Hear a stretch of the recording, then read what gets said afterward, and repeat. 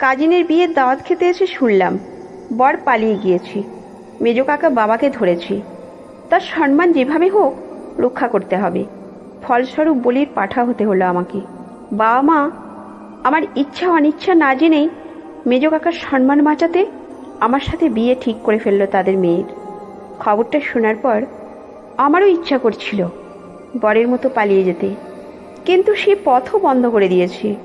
আবার বুদ্ধিজীবী বাবা এমনভাবে বগলদাবা করে ধরে রেখেছে যেন আমি চোখের দৃষ্টি হারানো পথ ভোলা এক পথিক। শেষমেশ কোনো উপায়ন্তর না পেয়ে ছোট্ট থেকে যাকে কোলে পিঠে করে বড় করলাম তার সাথে বিয়েতে বসতে হলো। কি লজ্জা, কি লজ্জা! লজ্জায় ইচ্ছা করছে দুনিয়ার মায়া ত্যাগ করে ফেলি। কি লাভ এই স্বার্থপর দুনিয়াতে থেকে?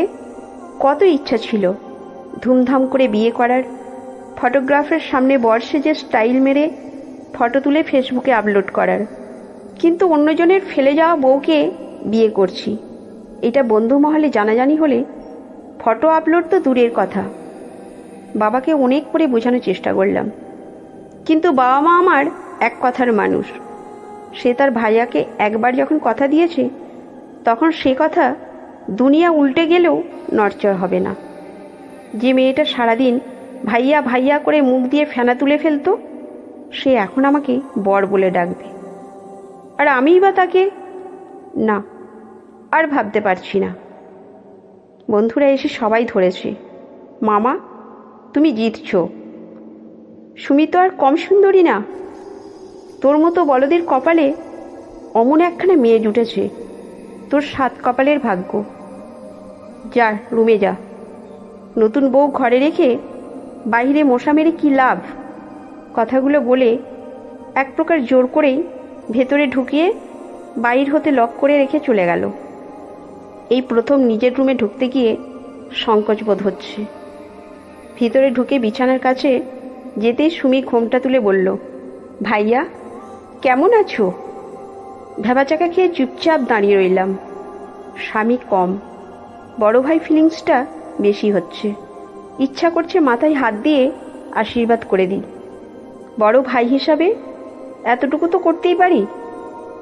নিজেকে শান্ত করে বললাম, আচ্ছা দেখো, এখন তো আমরা স্বামী স্ত্রী, তাই না? বিয়েটা যেহেতু হয়ে গিয়েছে আমাকে এখন থেকে আর ভাইয়া ডাকবে না, কেমন?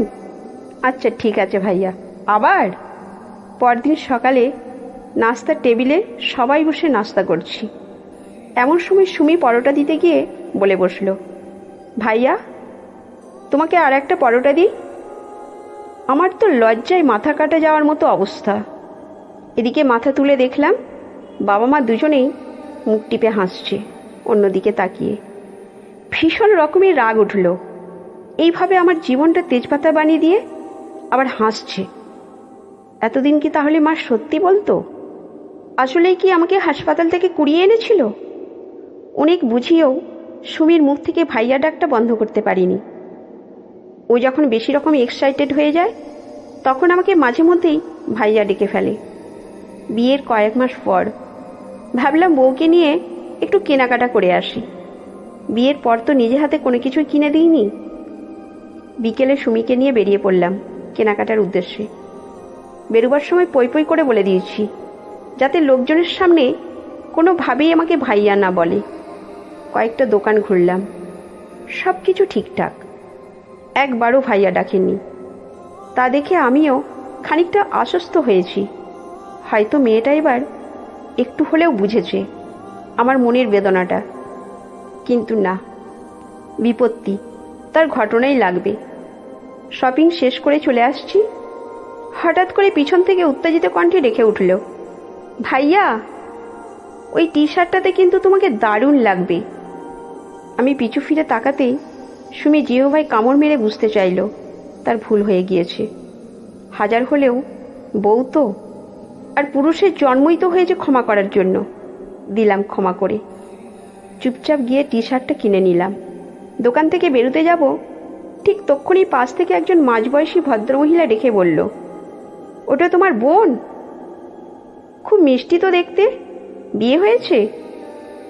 আমি রাগ চেপে রেখে বললাম, না আন্টি, তবে সুযোগ্য পাত্র পেলে দিয়ে দেব।